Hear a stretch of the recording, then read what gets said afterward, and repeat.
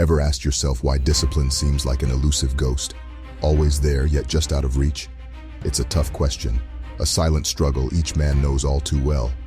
Today, we're breaking down this wall. Welcome, brothers. This is your story, our story, the chronic battle with discipline and the roadmap to navigate this complex terrain. We're not here to sugarcoat or beat around the bush. It's time to lay it bare, raw and unfiltered. We're cutting through the noise and unmasking discipline for what it truly is. A path strewn with trials but overflowing with rewards. Why should you care, you ask? Well, the answer is staring at us in the face. It's in the missed deadlines, the neglected workouts, the abandoned dreams. The chaos of an undisciplined life takes a toll, doesn't it? The frustration, the regret, the what-ifs. That's the price we pay for shying away from discipline. But what if we dared to face it head-on? Don't worry, you're not alone in this. We're in this together, navigating the storm, fighting the good fight. So, tighten your seatbelts. This is your journey to reclaim control, to rewrite your narrative, to become a master of discipline. All right, guys, let's take a good hard look at the beast we're dealing with here. Life has a cunning way of boxing us into two corners. One, a grueling path paved with discipline. The other, an easier route with regret waiting at the finish line. It's a stark choice, but it's the reality we're up against every day, every hour, every minute. The question is simple. Do we withstand the test of discipline, or do we crumble under the heavy gaze of regret? Misconceptions about discipline are rampant. Many view it as a rigorous regime, as a merciless drill sergeant that strips us of our identity. But that's a skewed lens. Discipline isn't about bending your individuality. It's not a process of altering your genuine self to fit into society's template. It's not a mask that disguises your authenticity. It's a mirror that reflects your real intentions and true goals. Too many of us think of discipline as a shackle. But let's flip the script. Discipline is not your prison. It's your key. It's not a restriction. It's your ticket to freedom. Freedom from the turmoil of disorganization, from the guilt of unfilled promises, from the haunting echo of what if. Discipline is tough, no doubt. It's like a steep uphill trail, rocky and unforgiving. You're going to stumble, get scratched, even fall. But every climb brings you closer to the summit. Every fall, it just strengthens your resolve. But what's the alternative? A smooth downhill ride? Sure, it's comfortable, easy, but where does it end? At the bottom, in a valley filled with the shadows of regret, whispering about missed opportunities and unfulfilled potential. Here's the thing. Discipline might make you break a sweat, might push you to your limits, but regret leaves you broken, reflecting on the pieces of what could have been. Look around, guys. It's an epidemic we can't deny, a crisis we can't ignore. It's creeping into our homes, our minds, our lives, the plague of discipline deficiency. And we, men of today, seem to be its prime target. We exist in a time that worships comfort, that basks in the warmth of convenience, that romanticizes the effortless path. The fallout? We've grown submissive, feeble even, to our own desires and whims. Our comfort zone has become our prison, and discipline, our forgotten key. But let's step back for a minute and look at the consequences. This discipline deficiency is like a termite, gnawing at the foundations of our lives. It's eroding our self-respect, diminishing our pride, stunting our growth, and thwarting our success. It's like a slow poison, gradual but fatal, turning vibrant dreams into fading memories. But discipline, it's our antidote, our shield against this self-destructive path. Discipline is what separates the mediocre from the exceptional, the dreamers from the doers, the drifters from the navigators. It's the cornerstone of our self-worth, the backbone of our perseverance, the fuel to our ambition. Fostering discipline is no stroll in the park, gents. It's more like a relentless marathon, running against the winds of negativity. It requires us to brave the storms, to challenge the status quo, to go against the grain. It's a daily wrestle against our comfort-seeking instincts, a ceaseless endeavor to push our boundaries.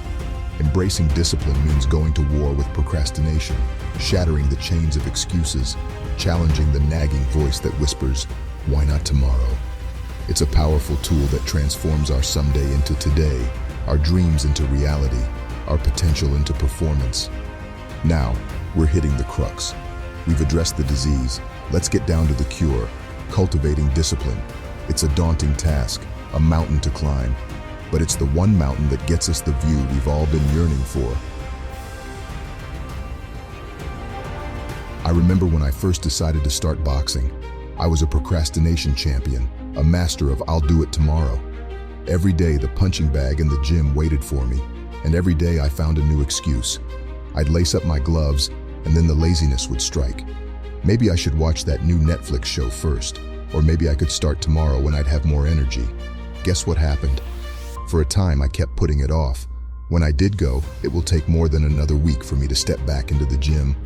I kept pushing it off with excuses, valid excuses even, at least to my mind, but excuses and procrastination nonetheless. Here's what I realized. Cultivating discipline is like taming a wild beast. It's terrifying at first, it's intimidating, but once you've got the reins in your hand, there's no going back.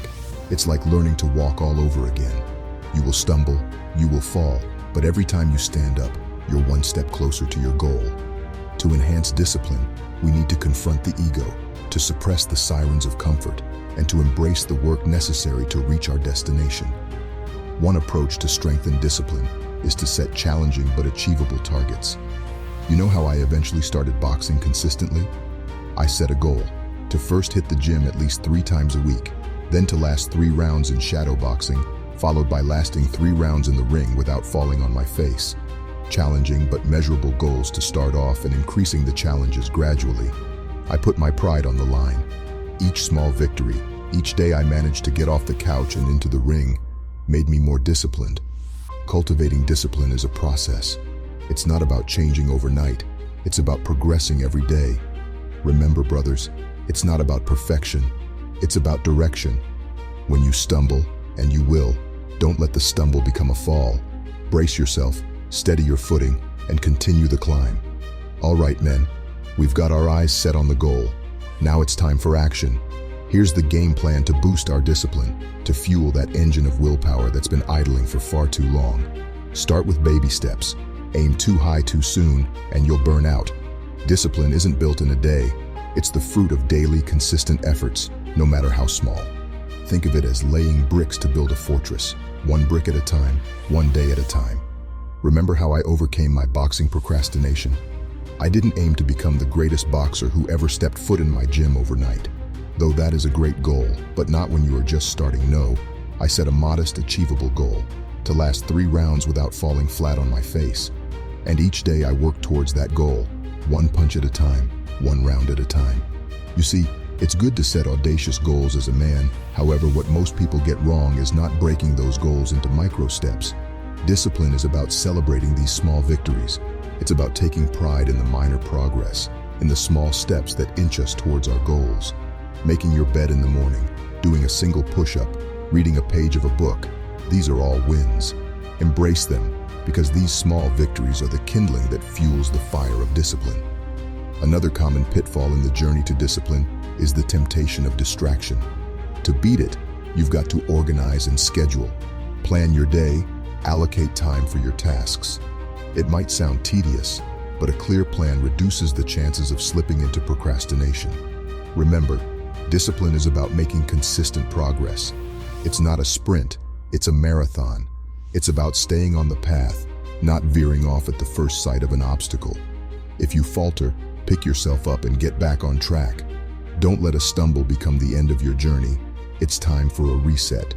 We've charted the course to build discipline, but there's a crucial piece we've yet to tackle: the mind.